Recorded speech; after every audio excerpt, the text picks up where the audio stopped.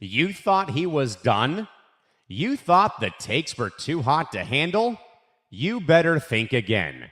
He's back with even more scorching opinions, more controversial predictions, and the kind of truth bombs that only Zain Bando can deliver.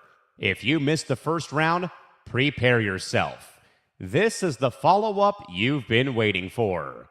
It's time for Zain Zinger Part 2, another certified hit from the Empty the Bench Network. Here's your host, Zain Bando.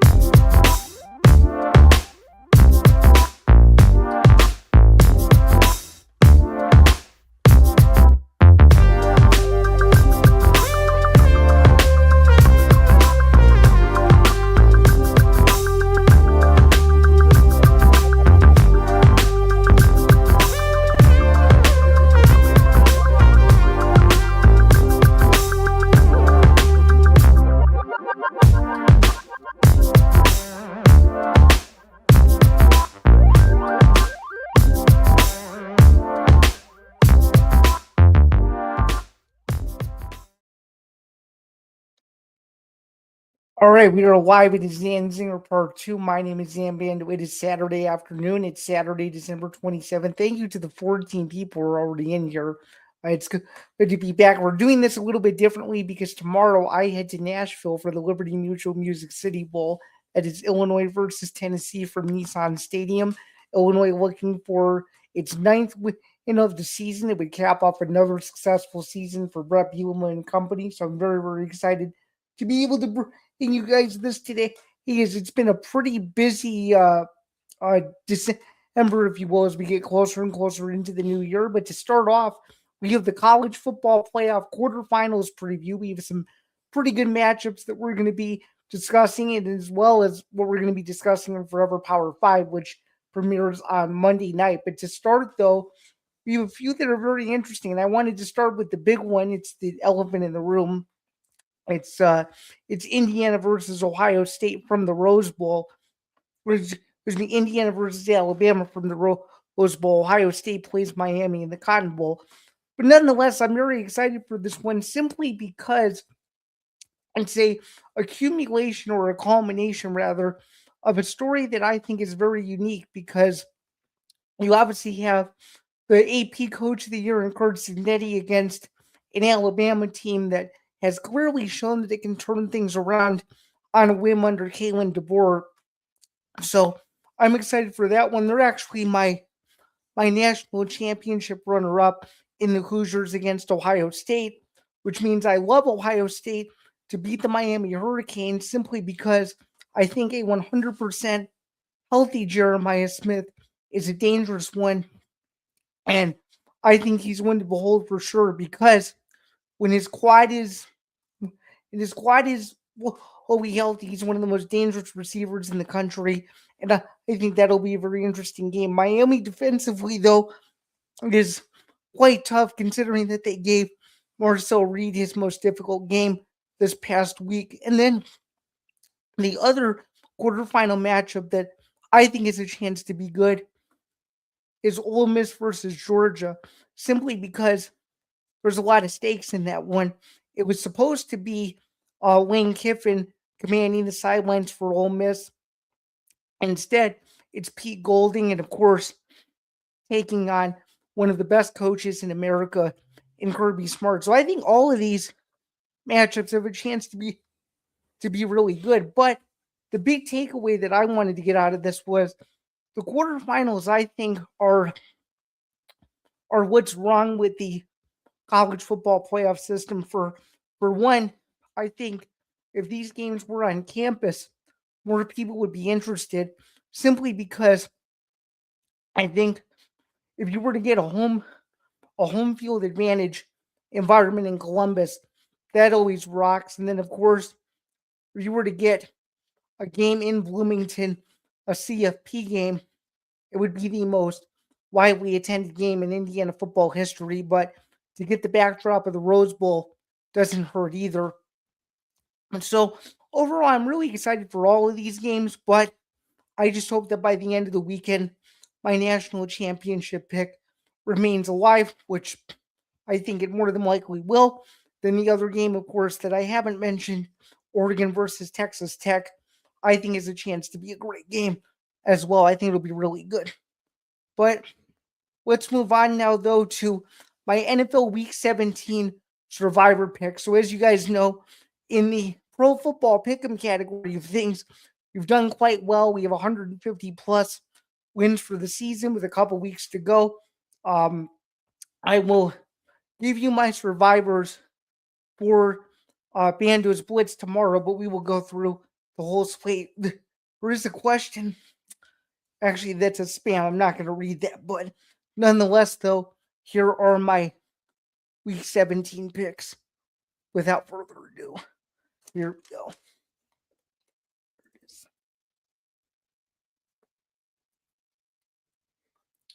By the way, we're up 231 points in the overall group leaders category, 156 points overall. That's a 231 point increase. All right, so far we're 2-1. We were 2-1 on the Christmas Day slate. And then coming up in about an hour and a half, 4:30 Eastern, we like the Chargers over the Texans. And even though the Packers and Ravens are a little bit shaky, I like the Packers to get the job done over Baltimore. I like Cincinnati over Arizona, Pittsburgh over Cleveland, New Orleans over Tennessee, Jacksonville over Indianapolis, Tampa Bay over Miami, New England over the Jets, Carolina over Seattle, the Giants over the Raiders in the Tank Bowl, even though that could go either way. I like the Bills over the Eagles, the 49ers over the Bears, just because historically the Bears don't usually win in San Francisco. So I think the NFC North division title will have to wait another week.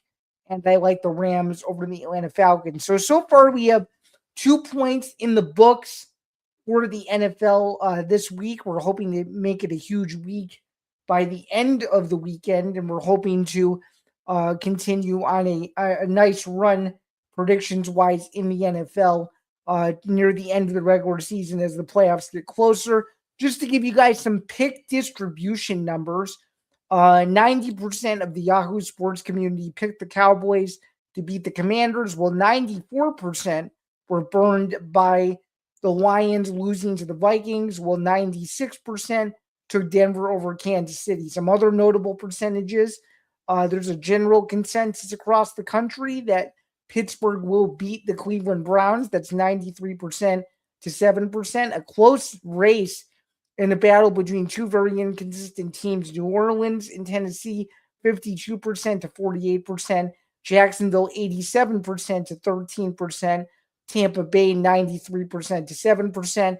And then to give you one more, which I think is staggering, the LA Chargers or LA Rams rather 97% to 3% over the Atlanta Falcons. So those are my Week 17 and if those survivors to kind of preview and take a look at, because I think most of these games are interesting. There's some playoff implications overall, though, but I do think it'll be a solid week, and I think it'll be very interesting. Moving over to the game I will be in attendance for, the Liberty Mutual Music City Bowl. That is Illinois taking on Tennessee. Kickoff for that game is on Tuesday, December 30th at 5:30 Eastern from Nissan Stadium. I may have a surprise for you guys before that game. More details on that to come. But the stakes of this game are pretty simple. Illinois has a chance to create a record for itself, to win the most games in a 4-year period since, I believe, 1989 to around 1991. So that's very, very exciting for Bret Bielema and his crew. The good news is that Luke Altmaier is back in the saddle for his final college football game ever. So that'll be really, really exciting to see him suit up one more time. I was a little nervous that he wasn't going to be able to do so, and I was a little worried that it was going to have to be Carson Boyd or somebody else, or even Ethan Hampton, who has not gotten significant playing time in an Illinois uniform. So I'm excited about that. The major opt-out for Illinois is Gabe Akis. Well, the major opt-out for Tennessee is in the receiving corps. I think it's Brazil, if I'm not mistaken. And obviously Tennessee has an interim defensive coordinator, so that certainly helps Illinois' cause as well. So just something to bear in mind too, that I think Illinois has the advantage going forward, and I just simply think Bret Bielema right now is a better coach and has a better handle on his program as well. So I'm excited for the game again. 5:30 Eastern, Illinois, Tennessee. Illinois trying to shoot for a 9-win season. It was a 10-win season this past year over South Carolina. Back-to-back bowl appearances for Illinois for the first time under Bret Bielema. And the end of an era for a senior class that's done a lot of good things. Obviously, 2023, they didn't go to a bowl game, but pretty much every single year besides that has been a success. So I'm excited to see how this team finishes the year. Tennessee is a good team. They have a good quarterback as well. It's not Nico Iamaleava, it's Joey Aguilar. So there's a chance the game could be high scoring. I did have it at 38-31, but that remains to be seen as well. That could change as we get closer to kickoff, but nonetheless, looking forward to it, and stay tuned for that aforementioned surprise that I talked about earlier. All right, and the final topic that I have for you guys this afternoon is pretty simple. Was Anthony Joshua right about Jake Paul? And what I simply mean about that is simply the pre-fight build-up. So, in a nutshell, Anthony Joshua basically said that this was too big of a step up in competition for Jake Paul. Obviously, that ended up being proven true because there was a sixth-round TKO win for Anthony Joshua, the former two-time unified heavyweight champion. And what I think this fight showed, and I discussed it in my analysis column last week that was posted on, I think, Field Level Media and a bunch of other syndicates, is that it was one of those fights where you didn't know what version of Jake Paul you were going to get. And I see a lot of people saying, oh, he didn't deserve to hang 6 rounds with the two-time heavyweight champion. Most people would not have done what he did. So I think you have to give him credit there to start, number one, and number two. When you get hit by a real heavyweight, that's usually bad news. And what makes it even crazier is, simply put, like it was a viral finish. It was on Netflix, so everybody saw it. But I think the big thing is that, sometimes when you go into a sport that you don't have a whole lot of experience in, and you're fighting guys who simply aren't boxers, it's not going to really do you any good when you go from one level of competition where you're fighting a near retired MMA fighter versus someone who is legitimate in what they do and actually knows what they're doing a little bit, just in terms of just what a pure boxer looks like. So I think overall he was right about him, and I think he made it look pretty simple in that regard. And I think overall it was just a decent fight. It could have been better, but it was one of those fights where you kind of looked at it and you go, well, it kind of is what it is. So there's that as well. But that's going to do it, though, for Zain Zinger Part 2. One final reminder, if you missed this episode, Zain Zinger Part 2, you could catch today's episode replay on YouTube, Kick, Twitch, and X everywhere. That would be my YouTube channel, Zain Bando 99, the ETB Network YouTube channel, the Kick channels that we have set up, as well as the Twitch channels as well. So with that being said, that's it for me. You're going to get Between the Ropes with Christy Wilson in about an hour to an hour and a half or so. So don't miss that. And don't miss all the on-site coverage from Nashville. And until next time, I will see you guys soon. Have a good one.